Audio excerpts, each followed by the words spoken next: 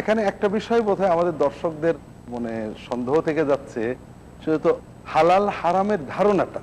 অনেক সময় দিনদার মুসলমান মনে করেন শূকরের মাংস হারাম, এটা জানেন, জীবন বের হয়ে গেলেও এটা খাবেন না। খাবেন না, কিন্তু যৌতুক নেওয়া হারাম, জি। যৌতুকের টাকাটা হারাম, সুদের টাকাটা হারাম, ওজনে কম দিয়ে যে টাকা লাভ করলাম ওটা হারাম, টাকাটা মিথ্যা হারাম। সাক্ষ্য দিয়ে যেটা টাকাটা নিলাম হারাম, ফাঁকি দিয়ে যেটা নিলাম হারাম।